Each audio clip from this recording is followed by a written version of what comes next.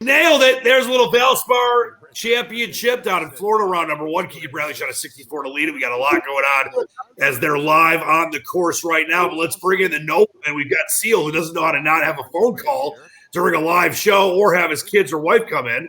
And we've got the great JB, who was on assignment last week, once again tending to the sheep in New Zealand with that team event that they had on the PGA Tour. But he's back. He's live, and we're feeling good. And let's start with Jamie. We'll get back with our man Seal. Seal, can you answer the phone? Why did you let it ring 7 times? Yeah, that wasn't my phone. Whose phone was that? It's not my phone. It's not JB's phone. I don't have an iPhone. All right, it wasn't an iPhone. All right, Seal, we'll get back with you in just a minute. We love you. Welcome into the Sports Edge, powered by Inspin.com. I mentioned we have our man Seal and JB here today. I'm Dan Leach, the Squatch. And JB, let's start with this, kind of an interesting Valspar championship, the start of the second Florida swing of the year. And I know you were on 3 different guys. Eric Van Rooyen from South Africa didn't have the kind of tournament you wanted him to. Corey Connors is still out there fighting to make the cut. But Abraham Answer, is in the top, 6 right now. And has a chance with a few holes left to maybe tied for the lead. I might have taken him earlier today, 16-1 to be tied for the lead before he teed off. What are your early thoughts on the Valspar? Not the greatest field, but some good value out there.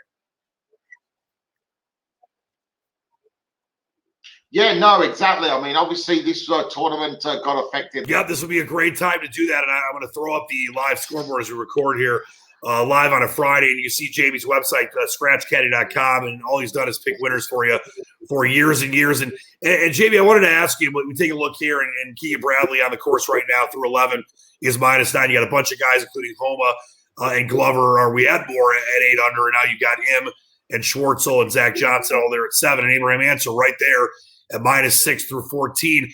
One of the things we talk about a lot, Jamie, and I think it's very important for people to understand, is that when they go to scratchcaddy.com, you've got an incredible amount of information on there. And especially now when we're getting into, the spring, summer part of the season.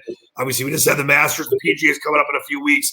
Then, of course, the U.S. Open and the Open Championship. There's a lot of money to be made and a lot of value to be made, or a lot of value bets to be made based on the research and the information you provide your clients on scratchcaddy.com. And you just had mentioned Abraham Answer and the different kind of grass and the recent form. For those that are maybe tuning in for the first time, and I love betting golf, and I think there's, you get guys, Stuart Sink, you had him a few weeks back, or a month and a half or so back, at over 100 or something to 1. And then, of course, he won a few weeks ago at like 200 or 150 to 1. One of those guys can make your year and give you the profit chamber for an entire season. Tell the people kind of what goes into your selection process and what kind of information they can find on scratchcaddy.com.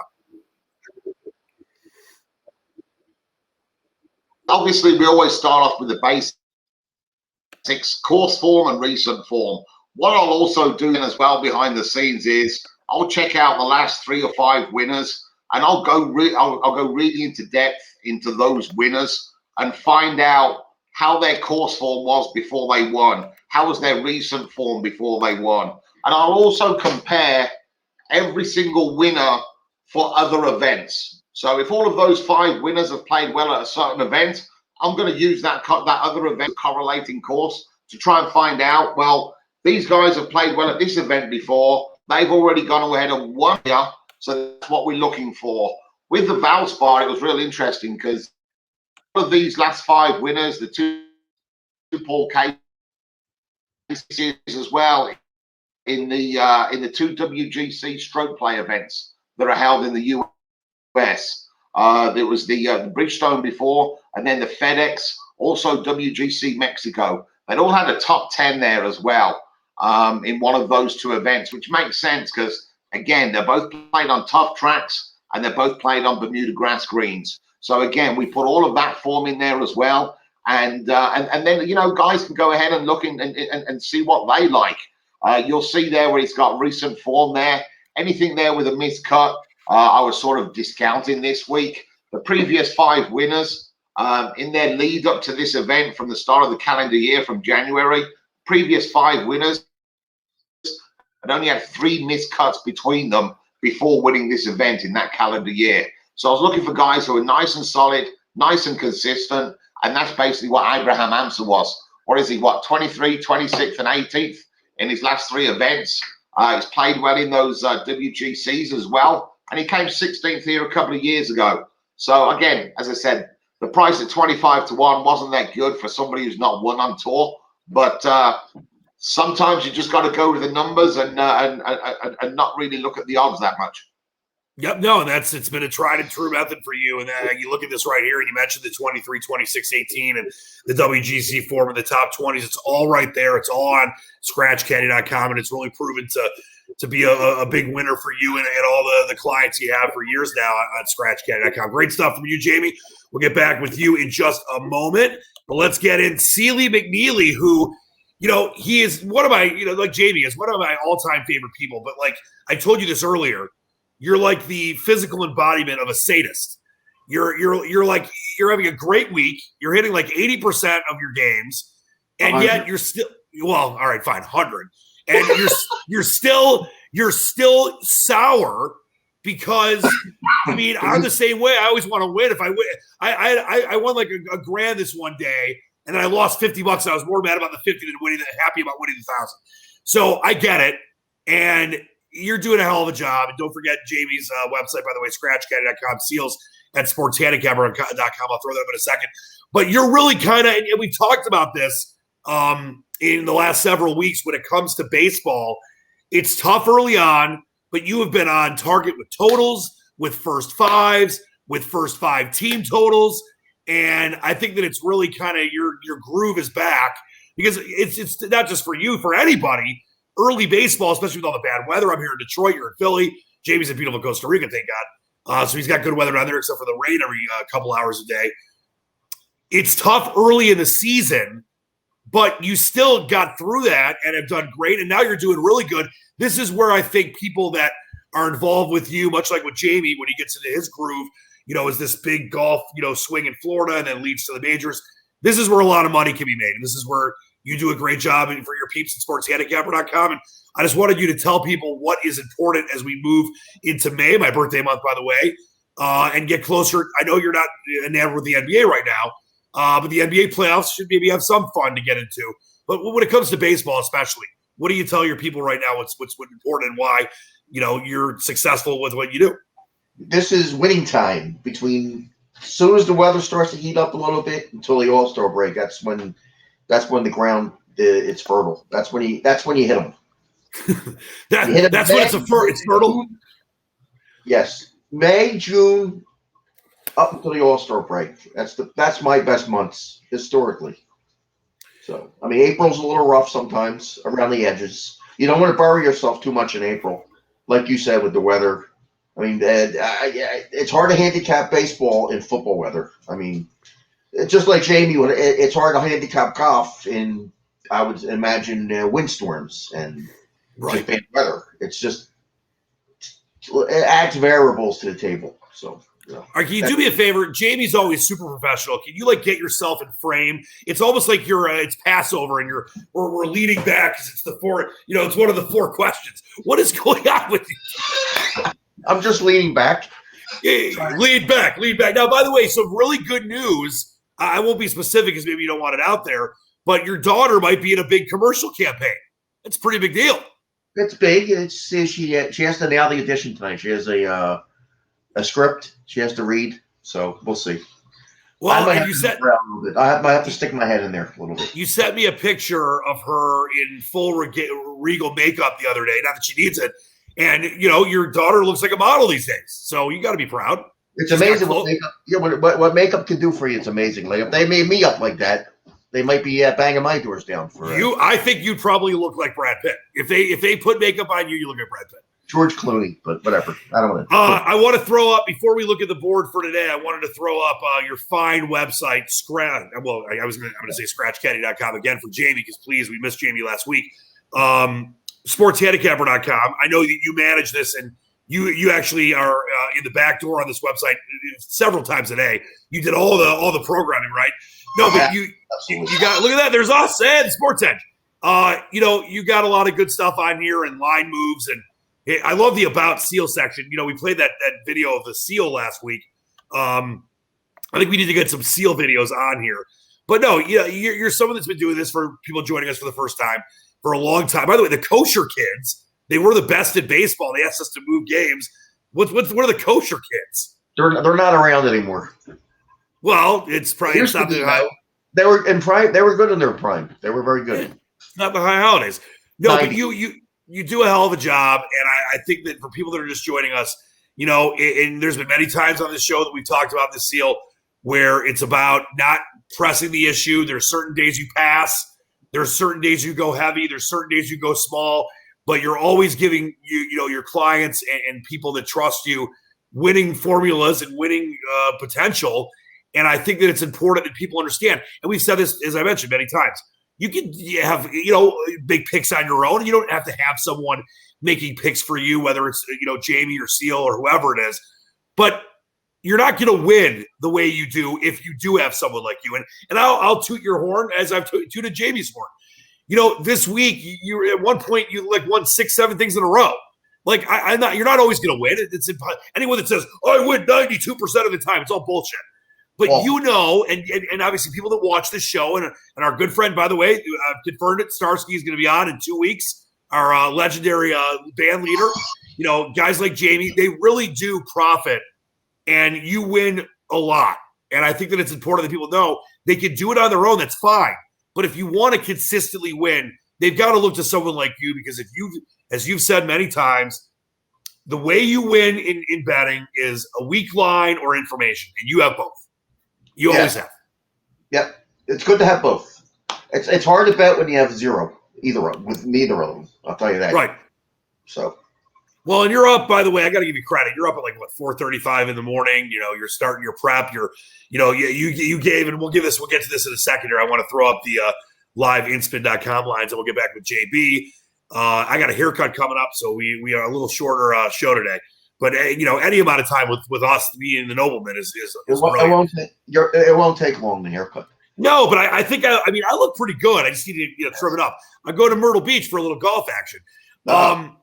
But you gave me you gave your peeps a play earlier today, and just for example, and I know we're not really in the NBA. Let's quickly just take a look at the NBA tonight. You got Atlanta and Philly, Washington, Cleveland, Spurs, Celtics, Magic, Grizzlies, Blazers at the Nets, the underman Nets, the Bucks at Bulls, Jazz at Suns, which is an interesting game because you got the Suns -4.5. I think the Jazz might be a play there on the money line. And then the Kings at the Lakers. LeBron is possibly coming back for the first time. Possibly. Well, first time in 20 games, right? Yeah, it's also very nice of them that they brought him back. If he does play tonight, they brought him back into a very good team. Oh, yeah, great team. A team that was so good that at one point they were down 74 to 35 the other night to the Jazz. They're great. It's nothing like easing your way into a game. That's a perfect team to come back against the Kings. Oh, the Kings are just brutal. Now, I wanted to throw these up here, and the game that you talked about with me earlier today was the Blue Jays, and they were at one point -112, -115. It's been anywhere between up to 126 and 134. At one point I saw -138.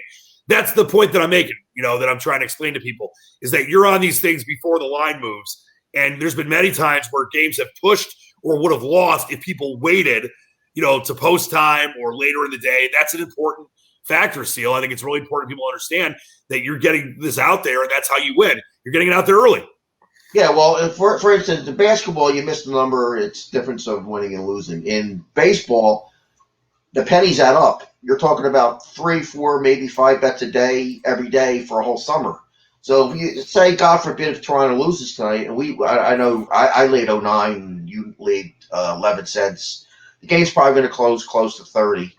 Even if they lose, you're saving 20. You're going to save probably 20 cents on the loss. That adds up a lot in baseball season over the course of a season. It sure does. Would you rather lose $109 for 100 or $130 for 100? Yep, and that adds up to, could be thousands of dollars throughout the year if you don't get on things. Yes. Before, we'll get back with you in a second. I want to bring Jamie back in, and then we'll talk about some nibbles for you tonight. JB, the king of the world. Don't forget JB's website, scratchcaddy.com. JB, as we look at the end of the second round today and the weekend, and then obviously looking forward in the next several weeks, and of course the PGA, which I know you're already looking at. What are you excited about? What are you looking into as we really get full swing into golf season?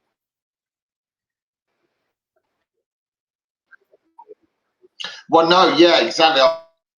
We're going to be looking at these guys, the top golfers in the world. DeChambeau's not played for a while. I'm going to look forward to seeing him next week, I think, at the Wells Fargo. And again, obviously, the USPGA up in a couple of weeks. Longest major course in history, 7,800 yards. I'll be doing a whole big spread on that as well with all of the guys who play better on the longer course. I'll have all of the stats there for that. The one thing that we do on the site is the information that we do publish. It's tough to get a hold of that.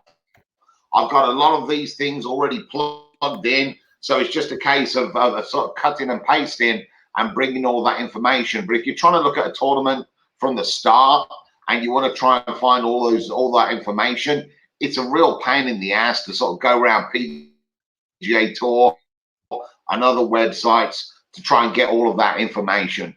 So yeah, I mean, whether you want the picks or not, at least look at the information, look at the numbers there, because trying to find it on your own, you're not going to be able to cover the field as quickly as you can from the information that I've got on my site. Yeah, Jamie, that's such a great point, and I can't give you enough credit. I think it's important to say this, and I say it often on the show. The amount of research you do, the amount of things you've been able to formulate, and the systems you use, and of course, as you see here on the website, the event stats over the years is really a testament to just how incredible of a job you do. And I think it's really important that people understand that, like you said, they can go around and try to find PGA Tour stats and this and, strokes gained, putting. To have it all in one place, to have all the recent form, to have all the different things you look at, the color coordination that people can see here, I give you a lot of kudos, man, because this is, once again, this is why, and I mentioned this with Seal and I mentioned this with you, this is why people like you two have been so successful for so long, because you do things the right way. You don't cut corners.